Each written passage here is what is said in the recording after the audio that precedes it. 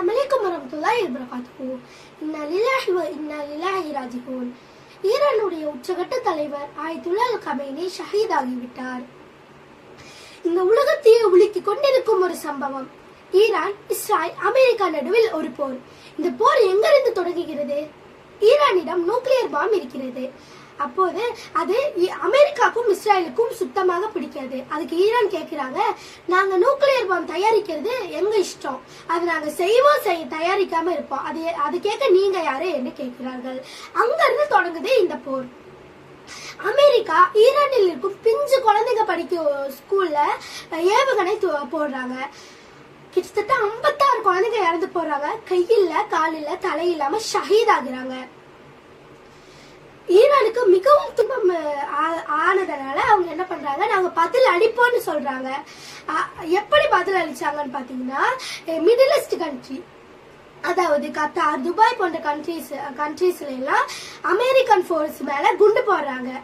குண்டு போட்டு இவங்க இது 2 கண்ட்ரிஸ்க்கு நடையில என்ன ஆகுதுன்னா போர் நடந்துகிட்டு தான் இருக்கு. அந்த சமயத்துல தான் ஆயத்துல்லா அல் கமேனி அவங்க குடும்பத்துடன் வீட்டுல இருக்கும்போது கிட்டத்தட்ட 1 இல்ல 2 இல்ல 30 குண்டுகள் அவங்க வீட்டுல போடுறாங்க. ஆயத்துல்லா அல் கமேனி அவங்க வீட்டுல இருக்கவங்க எல்லாரும் ஷஹீத் ஆகுறாங்க. ஆயத்துல்லா அல் கமேனி தான் மிகவும் ரொம்ப ஆண்டுகள் ஆட்சி செய்த ஒரு தலைவர், மிகவும் பவர்ஃபுல்லான ஒரு தலைவர். இப்ப ஆட்சி செய்து கொண்டிருக்கிற எல்லா தலைவர்களை விட மிகவும் பவர்ஃபுல்லான ஒரு தலைவர் தான் ஆயத்துல்லா அல் கமேனி. முதிய தலைவர்னாலும் ஆயத்துல்லா அல் கமேனி தான். சரி, இப்ப இந்த 3 கண்ட்ரிக்கு நடுவுல தானே போர் நடக்குது, நமக்கு என்ன பிரச்சனைன்னு சொல்லி நம்ம விட்டு கூடாது. ஏன்னா ஏர்போர்ஸ் எல்லாம் ரத்து செய்யப்படுது. இந்த மிடில் ஈஸ்ட் கண்ட்ரில தான் பெட்ரோலோட வெல்த் அதிகமா இருக்கு. அங்க இருந்தா நம்ம பெட்ரோல் எல்லாம் கிடைக்குது.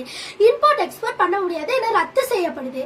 இங்க அதனால பெட்ரோலோட விலை அதிகமாகுது. அதனால நம்ம டெய்லி யூஸ் பண்ற ப்ராடக்ட்ஸ், அதாவது காய்கறிகள் போன்ற ப்ராடக்ட்ஸ் எல்லாம் விலை அதிகமாகுது.